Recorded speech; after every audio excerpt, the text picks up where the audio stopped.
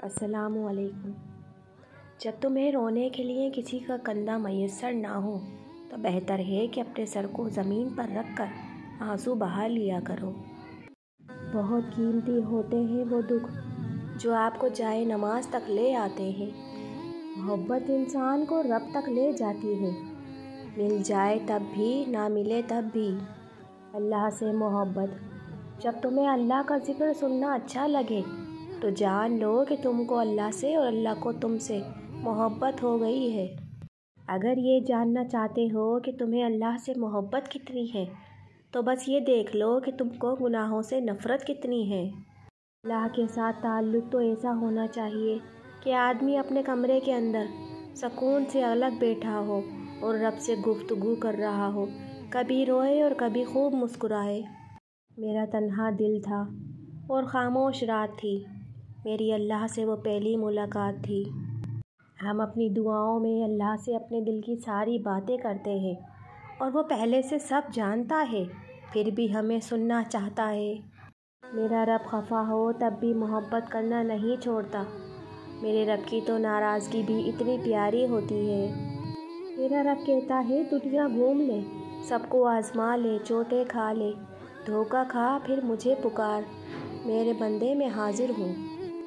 لاحاصل حسرتیں لے آتی ہیں اس مقام پہ بھی جہاں انسان نیند سے غافل ہو کر تہجد پڑھنے لگتا ہے۔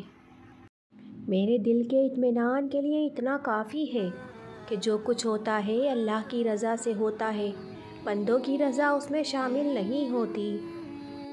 میں اب اللہ کو سناتی ہوں حال دل اپنا، میں اب زمین زادوں پر بھروسہ نہیں کرتی۔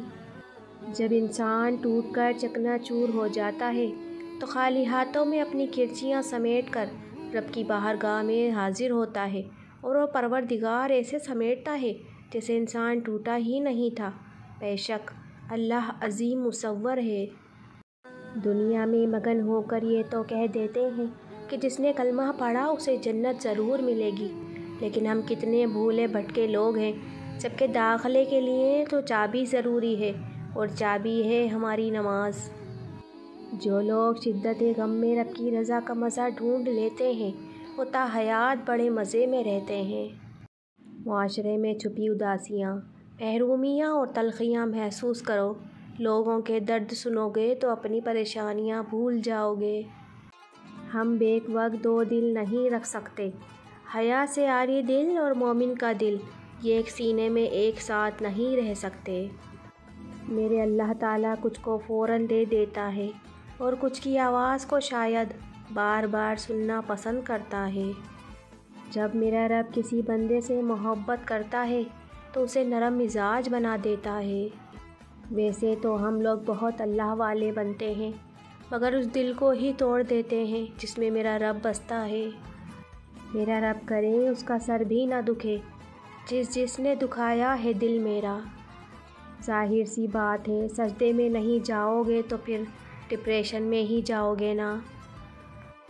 میرا بھری دنیا میں جی نہیں لگتا، جانے کس چیز کی کمی ہے ابھی بھی۔ اللہ ہی ہے جس سے جتنی جھک کر محبت مانگی جائے اتنی ہی بلندی نصیب ہوتی ہے۔ اب رونا بھی چھوڑ دیا ہے میں نے، یہ سوچ کر کہ کہیں میرا رب ان سے میرے آنسوؤں کا حساب نہ مانگ لے۔ وہ میرا رب ہی تو ہے جو ایک سجدے میں اپنا بنا لیتا ہے۔ علامہ اقبال نے لکھا ہے، دل پاک نہیں تو پاک ہو سکتا نہیں انسان، ورنہ ابلیس کو بھی آتے تھے وضو کے فرائض بہت۔ اگر آپ لوگوں کو میری ویڈیوز پسند آتی ہیں تو پلیز لائک، شیئر اور سبسکرائب کر دیا کریں اور اس رمضان میرے لیے بھی دعا کیجیے گا۔